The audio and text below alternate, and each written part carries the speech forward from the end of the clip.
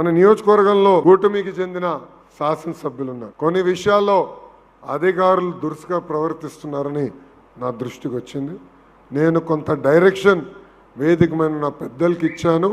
24 గంటల్లో అది సరిదిద్దే బాధ్యత మీ లోకేష్ తీసుకుంటాడని ఈ సభాముఖంగా హామీ ఇస్తున్నాను. అంతేగాని తప్పులు జరుగుతాయి, జరిగినప్పుడు మనకు చెప్తాలో తప్పు లేదు, సరిదిద్దుకుంటాం.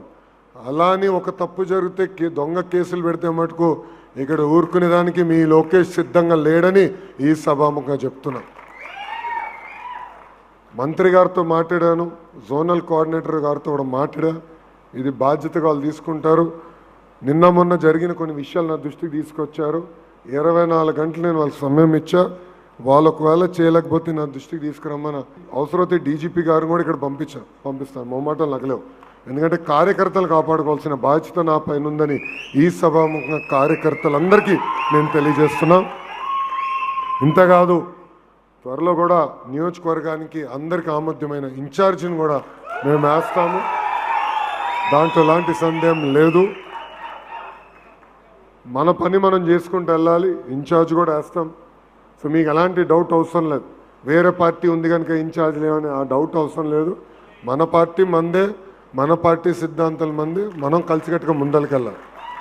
కూటమి అనేది ఇంకా 3 కాదు 10 టర్మ్లు కలిసికట్టుగా ముందరికెళ్తున్నాం. ఎలాంటి డౌట్ ఎవరికి అవసరం లేదు. నంబర్ 1, కుటుంబం అన్నప్పుడు సమస్యలు వస్తాయి, రాకుండా పోవు. ఆ సమస్యలు పరిష్కరించడానికి ఒక వ్యవస్థ ఉంది. పరిష్కరించే బాధ్యత మేము తీసుకుంటాం. ఎవరికి ఎలాంటి సందేహాలు అవసరం లేదు. అంతేగాని no miss fire, no cross fire, అది గుర్తుపెట్టుకోండి. మనదొట్టి ఇన్కమింగే డోర్, అవుట్ గోయింగ్ ఉండదు.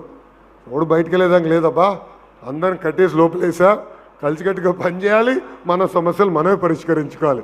ఒప్పుకుంటారా? దానికి కట్టుబడి ఉండాలి. మనందరం ఒక విషయం గమనించాలి. అన్నగారిని కూడా ఓడించాం మనందరం 89లో. బాబు గారిని కూడా 2-3 సార్లు ఓడించాం. 2014 నుంచి 19 వరకు అద్భుతంగా సంక్షేమం చేసాం, అద్భుతంగా అభివృద్ధి చేసాం, రోడ్లు వేసాం, వీధి దీపాలు కట్టాం, పరిశ్రమలు తీసుకొచ్చాం. అరే కియా మోటార్స్ తీసుకొచ్చిన నియోజకవర్గం ఓడిపోయామబ్బా. కనీసం పంటరాని ప్రాంతంలో కారులు తయారు చేసే పరిశ్రమ తీసుకొస్తే ఆ నియోజకవర్గం కూడా ఓడిపోయాం. సో సంక్షేమం చేసాం, అభివృద్ధి చేసాం, ఎందుకు ఓడిపోయాం? గ్రామ స్థాయి నుంచి మనం రాజకీయం చేస్తాం, మర్చిపోతాం. అధికారంలోకి వచ్చిన రిలాక్స్ అయిపోతాం. అన్ని బాబు గారు చూసుకుంటారులే, ఇప్పుడు ఇంకా అన్ని లోకేష్ చూసుకుంటారులే అబ్బా అని మొదలైంది. కుదరదు. ఇది టీడీపీ 3.0 3వ వర్షన్. ఇది కార్యకర్తనే అధినేత అంటే బాధ్యత కూడా మీరు స్వీకరించాలి, కలిసికట్టుగా పనిచేయాలి, అప్రమత్తంగా ఉండాలి. సంక్షేమం చేద్దాం, అభివృద్ధి చేద్దాం, కానీ ఆ రెండితోనే గెలుస్తాం అనుకుంటే చాలా పొరపాటు. పలకరింపు ఉండాలి, కలవాలి, సమస్యలు ఏమైనా ఉంటే తీసుకోవాలి.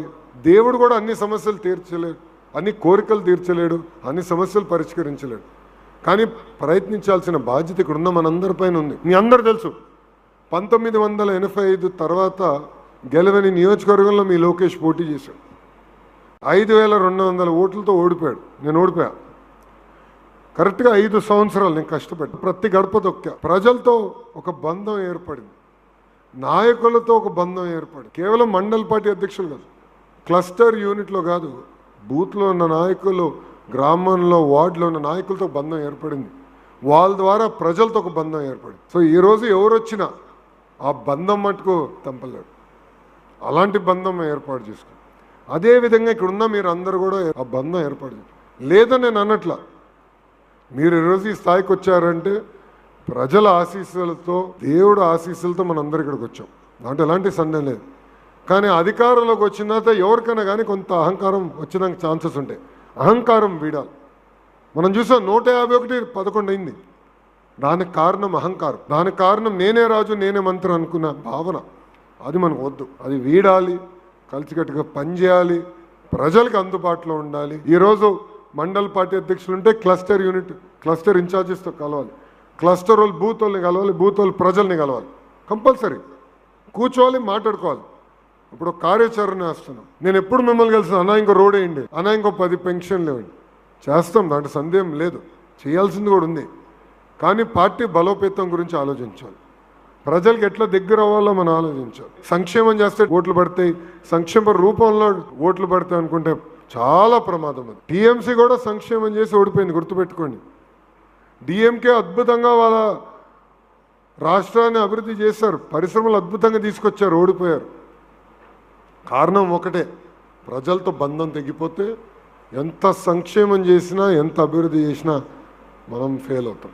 ప్రజలతో బంధం ఉండాలి, కార్యకర్తల మధ్యన బంధం ఉండాలి, అది ఎప్పుడు తెగిపోకూడదు. ఎవరైనా అలుగుంటే, అందరు పర్ఫెక్ట్ ఉండరు, ఎవరైనా అలుగుంటే బూట్ అధ్యక్షుడి పైన బాధ్యత ఉందబ్బా పట్టుకొచ్చేదానికి. అతని వల్ల అవ్వకపోతే యూనిట్ వల్ల అవ్వకపోతే క్లస్టర్ వల్ల అవ్వకపోతే మండల్ పార్టీ అధ్యక్షులు, మీరు సీనియర్లు ఉన్నారు, ఏమీలు అందరు ఉన్నారు, వెళ్ళి పట్టుకురండి. అలక అనేది ఉండకూడదు, పార్టీలో ఉన్న బంధం ఎప్పుడు తెగిపోకూడదని ఈ సభాముఖంగా నాయకులందరినీ కోరుకుంటూ, కష్టపడదాం, పనిచేద్దాం. ఒకటే గుర్తుపెట్టుకోండి, పార్టీ అనేది సొంతలు, ప్రభుత్వం అనేది కిరాయిలు బాస్. పార్టీ అనేది సొంతలు, ప్రభుత్వం కిరాయిలు.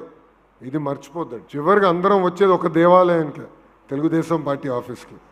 చివరికి అందరం అక్కడికి వెళ్తాం, అది మనం మర్చిపోకూడదు. సో అధికారంలో ఉన్నామని కాళ్ళు ఎగిరేసుకుని ఓ అంటే కుదరదు. ప్రజలు మన దగ్గర నుంచి కొన్ని విషయాలు ఆశిస్తారు, దానికి అనుకూలంగా మనందరం పనిచేయాలని సభాముఖంగా కోరుకుంటూ, నాకు ఇంత అద్భుతమైన అవకాశం ఇచ్చిన మీ అందరికీ పేరు పేరున నా ఉదయపూర్వక ధన్యవాదాలు తెలుపుకుంటూ